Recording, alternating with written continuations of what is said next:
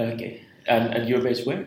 In Cornwall. Cornwall. Okay, beautiful place. Yeah, it's all lovely. of it. It's a little bit like an island. So when you talk about community, and crime and harm, you're talking about people having to carry on living alongside each other. When they come out of prison, having to risk bumping into each other in the village shop or the local pub. So people that potentially benefit from the chance to meet in a safe and supported way before they bump into each other in community when something's gone wrong between them. Okay, we're already recording. Hello there, I'm here with Deborah Mitchell from RJ Working CIC, and she was telling me about her work in Cornwall. So, what do you think that RJ brings to these small communities? I think it's the chance to sort things out in a supportive way. I think that sometimes, because our society is so individualistic, people forget that things that they might have had in times gone by, the chance to give each other a hand when things get difficult. It can be very informal, the application of restorative principles, but it is that chance to have an impartial contribution to helping when things have got stuck between people. You mentioned now that we're in a very individualistic society. Do you think that the RJ kind of hankers back to the time when there was some stronger sense of community, when people really cared about what other people thought about them? So that sort of would act as a restrainer, and criminals perhaps didn't do things because they knew that everyone knew them. Yeah, I think that still happens in Cornwall. I think that people see each other, people get each other, people notice things in a way that they didn't. And perhaps when I lived in London, people were more anonymous. But in Cornwall, people do have that still. And certainly when I worked as a senior probation officer, I was very impressed by the power of community to contribute.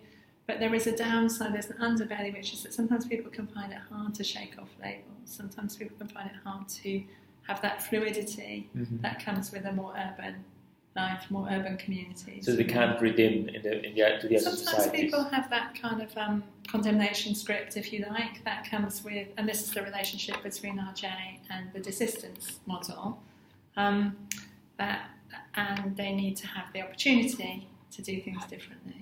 Okay, you mentioned that the name of the organisation you work with is RJ Working, because RJ actually works. Yeah. Do you have any figures you can give about your projects in Cornwall? Well, I think that the figures will come from Chapman, don't they? None of us are in any doubt that evidence base is very strong. We quote those figures a lot.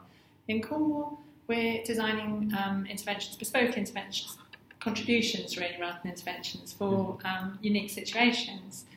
So how you get into the culture of a place, how well you know what the roots are of the people who are working in a particular way, and how they belong to different kinds of organisations, large and small organisations in the community, and how we make the links between those organisations, that there's a shared restorative language to equip people to think differently, think what is the restorative thing to do here.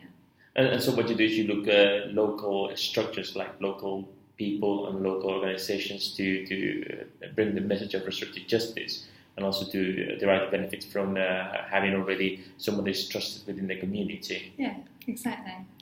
And I think that is a bit different. And it will be different in each place. I know that there are initiatives in South Wales, for example, or Gloucestershire, Thames Valley.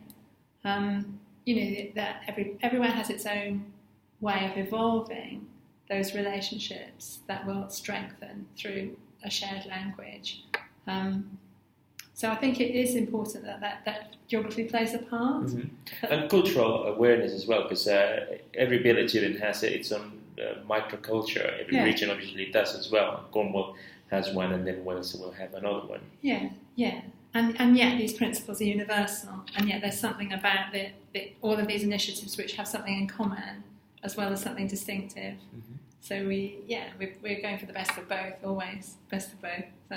Sounds like a bread advert. Sounds very good, very interesting. Well, thank you very much, Deborah. I know that you're going to speak now, so I won't take you any more of your time. So thank you very much. Thank you.